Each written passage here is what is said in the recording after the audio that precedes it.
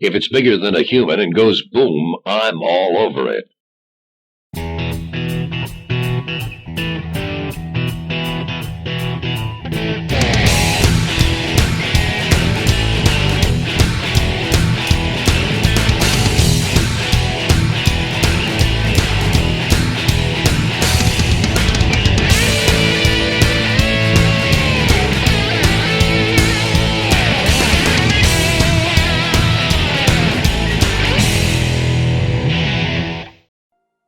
The trek across the capital wasteland is a long one, filled with such a large array of weaponry, it can be considered lavish in its own sense.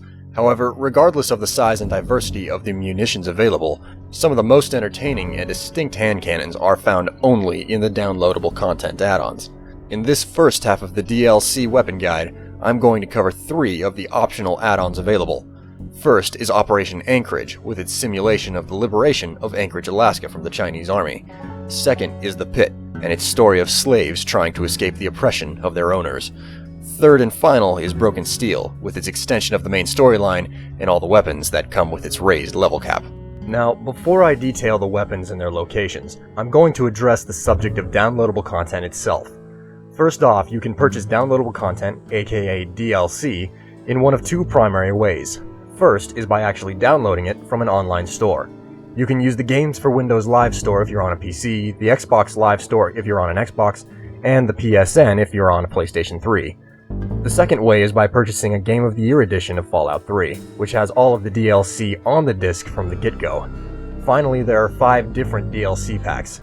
In order of release, they are Operation Anchorage, The Pit, Broken Steel, Point Lookout, and Mothership Zeta. I'll be covering all of them. Okay, now that that's out of the way, let's get down to the weapons and their locations.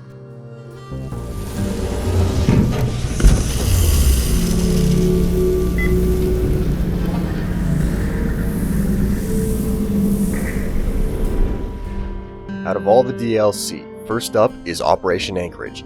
This is the most straightforward of all the available content because it involves finishing the entire mission set before you can even get your hands on any of the weapons it makes available. It's pretty simple. All you have to do is go to the Outcast base and agree to run the combat simulator, then complete all of the objectives given to you to finish the simulation. Once you finish, you gain access to the Secure Armory, where there are 2 primary weapons of note. First is Jingwei Shock Sword, which is one of the best melee weapons in the game.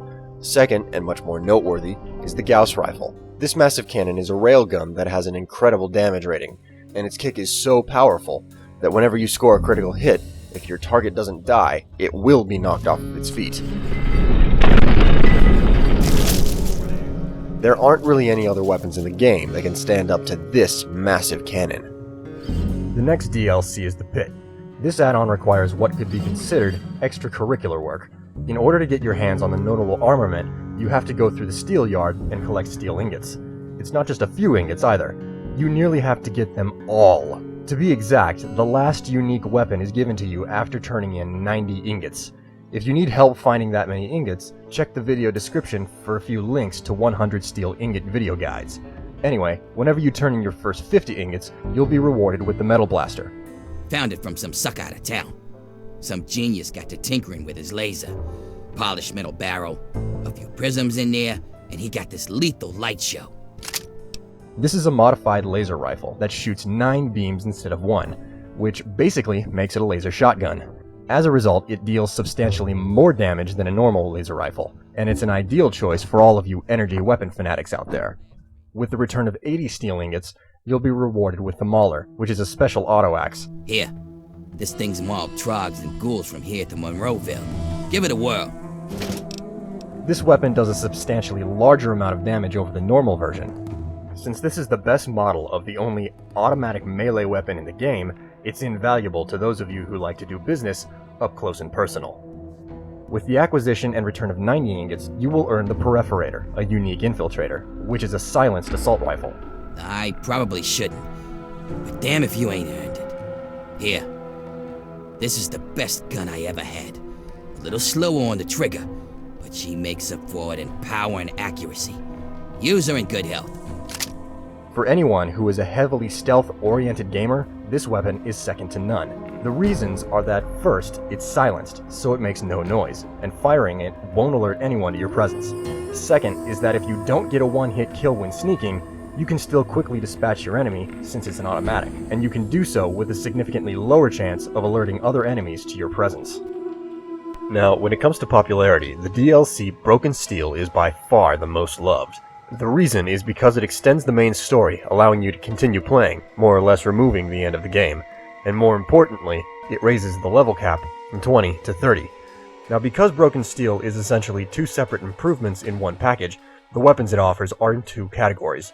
The first group is composed of guns that you can gain by simply reaching higher levels. The second group consists of weapons you have access to after your assault on Project Purity. So without further ado, let's cover how you get your hands on them. The first weapon that will probably become available to you is the Heavy Incinerator. Even though this weapon isn't unique, it doesn't have a beefed up version, and if used properly, it can be absolutely devastating. You can first find it after completing the main quest entitled Waters of Life. With the completion of the quest, Enclave encampments will begin to appear across the wasteland, and you will eventually run into Hellfire soldiers, who deftly wield the Heavy Incinerator. They are also all over the Adams Air Force Base during the Broken Steel quests. Once you find a Hellfire soldier, all you have to do is kill him and loot the incinerator off of his body. The next weapon is the Tri-Beam Laser Rifle, which is only carried by super mutant overlords. Overlords are usually encountered once you are at a level in the mid to late 20s. It's important that you exercise extreme caution whenever engaging enemies with this weapon. The reason is because of how it has a special effect of plus 40 damage against you, the player, making it a key reason for an untimely game over. Once you complete your business with Project Purity and move on to the Broken Steel missions with the Brotherhood, you'll have one opportunity to grab the Precision Gatling Laser. What makes this gun distinct over the other models is that it is 8 times more likely to score a critical hit, which is massive since the critical rate for rapid firearms is always small. During the assault on Adams Air Force Base, when you enter the mobile platform, head up to the second level. On a higher platform, you can find a mainframe terminal, and if you access it, you can unlock the armory, which is on a lower platform just to the right. In the armory, there's an Enclave soldier wearing Tesla armor and carrying the Precision Gatling Laser. Once you find him, all you have to do is dispatch him and take the gun. The last noteworthy firearm from the Broken Steel content is the most powerful handgun, bar none, in the entire game, with all possible content considered from every avenue. The piece I'm talking about is Callahan's Magnum, which surpasses all other unique handguns in both power and AP use in VATS. Now unfortunately, there's a massive decision you have to make to get this gun. Should you opt for it, the action you have to perform is an absolutely heinous and evil deed. When you finally reach the top floor of the satellite control tower in the mobile platform at Adams Air Force Base, you will have access to a terminal that will discharge an orbital payload of missiles. You have a list of targets to choose from, but only 2 of them are valid, and, well, it should be obvious which one you can destroy that will net you a loss of karma.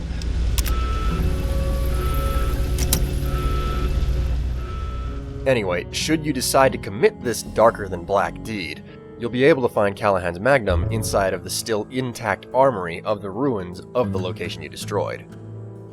With this, I've covered the first 3 of the total 5 downloadable content packs available for Fallout 3. Hopefully you found something of interest within these first 3 options. However, if you haven't, and you're, say, craving information regarding a host of alien weaponry, or traditional guns used by backwater inbreds, then check out the second half of the DLC weapon guide for Fallout 3. This is William Strife for Visage Guides and Kerosene Dreams, signing out. I can't wait to see if one of those helmets can stop a hollow point round at 100 yards.